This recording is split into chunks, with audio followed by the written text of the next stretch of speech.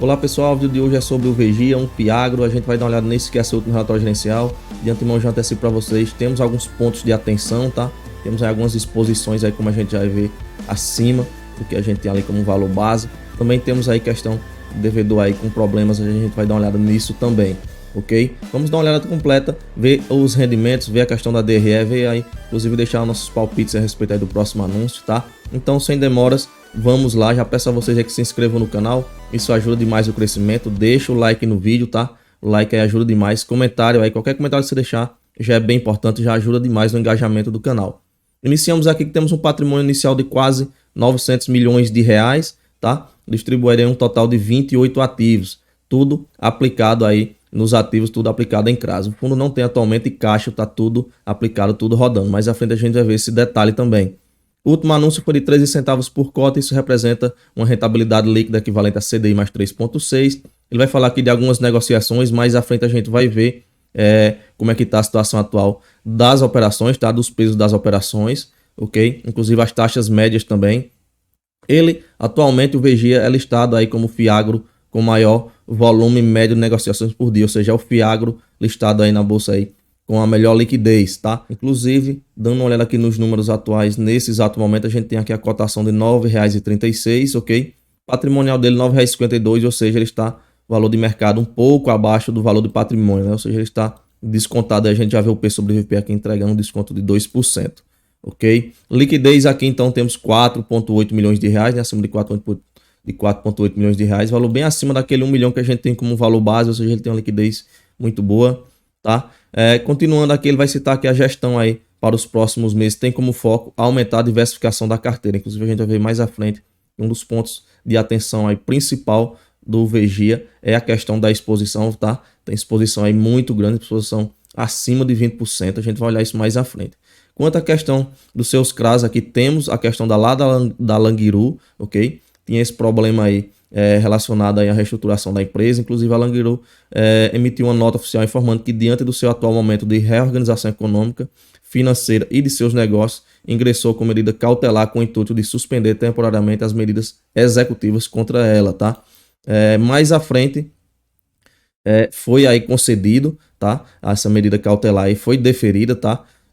E concedendo a suspensão das execuções contra a cooperativa, que trará disponibilidade sobre o seu patrimônio, principalmente sobre o caixa, melhorando sua condição operacional. Ou seja, essa medida cautelar que ela tentou colocar ali para meio que proteger ali a questão dela contra alguma execução, alguma coisa desse tipo, foi concedida aí, ela meio que consegue aí proteger seu patrimônio, né? Talvez aí às vezes algumas pessoas veem pelo lado que se executar a garantia, o fundo, por exemplo, precisar executar a garantia, vai bater de frente com essa questão aqui dessa proteção, tá? Já que foi concedida aí. Mas enfim, a própria gestão aqui ao final, acredita que a estratégia adotada pela empresa é adequada para o momento, né? A própria gestão aqui acredita que isso foi bom, né? Foi um ponto positivo. A cooperativa apresentará um plano para a quitação de suas dívidas a partir de uma liquidação organizada de seus ativos. Você vai começar a vender alguns ativos aí para quitar a questão das dívidas, ok? Vamos acompanhando aí, até porque a Languiru tem um peso também bem considerável, tá? Então, exposição bem considerável, a gente vai ver isso já já na listagem das operações. Continuando aqui, a gente tem o DRE do ativo, né? A DRE do ativo, tá? Temos aqui por volta de 13 centavos, que foi o último rendimento. A gente tem aqui o mês de junho, considerando aí em relação ao mês de maio, teve uma certa linearidade aí nas receitas no valor total, né? Por volta de 13,8 milhões, aqui foi por volta de 13,4, tá? O diferencial mesmo aqui foi na receita dos CRAs. A taxa Selic está lá em cima, a taxa CDI também, o valor da taxa CDI aí também vão estar lá em cima, né? Então a expectativa ainda é ter esse retorno aí dessas correções monetárias, dessas taxas ainda meio que se mantenham linear, né? A gente vê aqui não tem uma muita, digamos assim, uma muita volatilidade nessa questão das receitas provenientes dos CRAs, tá? Já que a gente vai ver mais à frente que é tudo, praticamente tudo, atrelado à CDI. Não tem nada, nenhuma operação atrelada à inflação, ok? E a gente está no momento aí em que a taxa CDI está lá em cima. Mas, enfim, continuando, a gente tem aqui as despesas recorrentes, também despesas não recorrentes aí por volta de 3,7 milhões de reais, tá? De resultado final, então, a gente fica por volta de 10 milhões de reais. Ele usou reservas para chegar aos 11 milhões de reais, aí ele distribuiu nesses 11, ficou aí por volta de 13 centavos por cota, tá? Mais à frente a gente vai ver aqui a questão embaixo da reserva que ele tem, encaixa aí pouco mais de 3 centavos por cota, tá? Questão aqui dos palpites aqui, a gente tá vendo que tem uma certa linearidade na questão da taxa CDI, né? Ela, já que a Selic tá lá em cima, tem essa expectativa aí para a próxima reunião do Copom, quem sabe baixar ela, mas a gente já sabe, não vai baixar de forma brusca, né? Ela ainda vai continuar de forma alta. Inclusive, algumas expectativas aí que ela termine o ano de 2023 ainda por volta de 13% para cima, tá? Mas enfim, diante disso, vou deixar meu palpite ainda, considerando que ela vai meio que se linearizar, né? E tem essa questão das reservas ainda. Vou deixar meu palpite entre 12 e 13 centavos para o próximo anúncio, tá? Inclusive, deixa nos comentários aí quanto você acha que ela vai anunciar no próximo mês também. Se inscreve no canal, deixa o like, comenta aí seu palpite. Isso ajuda demais aí no crescimento do canal, esses comentários. Ok, galera? Aqui a gente tem a questão da rentabilidade de distribuição aí nos últimos meses, ok? Temos aqui no final, aqui ele tem no acumulado dos últimos 6 meses um valor caixa de 85 e um valor distribuído de 83. E aqui em cima a gente tem já a questão das reservas aí, pouco mais de 3 centavos, né? Já que aqui está considerando apenas os últimos 6 meses, ok? Se a gente fizer a conta aqui, vai estar em torno de 2 centavos de reserva. A gente já vê aqui que tem mais que isso.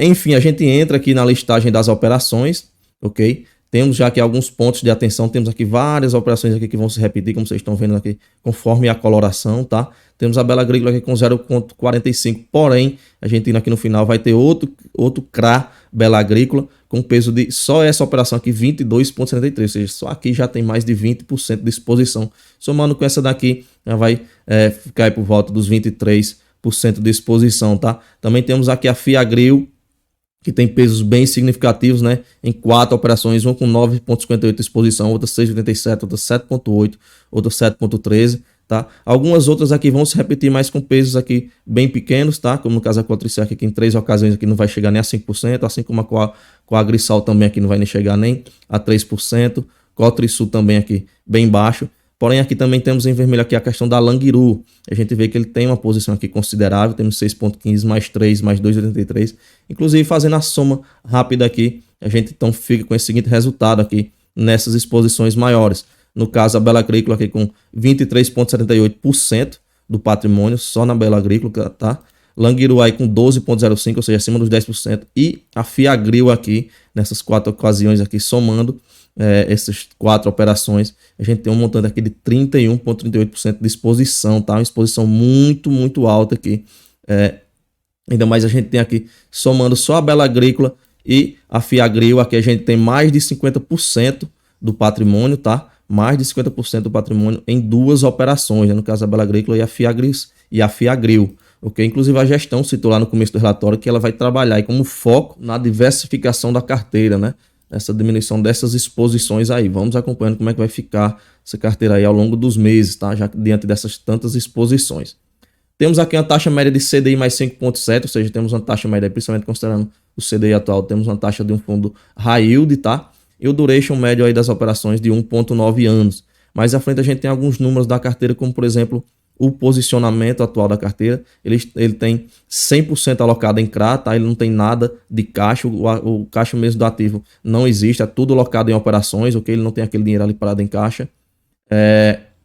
Quando a questão da alocação por indexador, tem aí 100% das operações são atreladas a CDI, não tem nenhuma operação atrelada à inflação, nem IGPM, tudo CDI. Mais à frente a gente tem aqui a questão por segmento, tá? A maior parte é de distribuidoras e cooperativas. E aqui a gente tem a exposição geográfica das operações.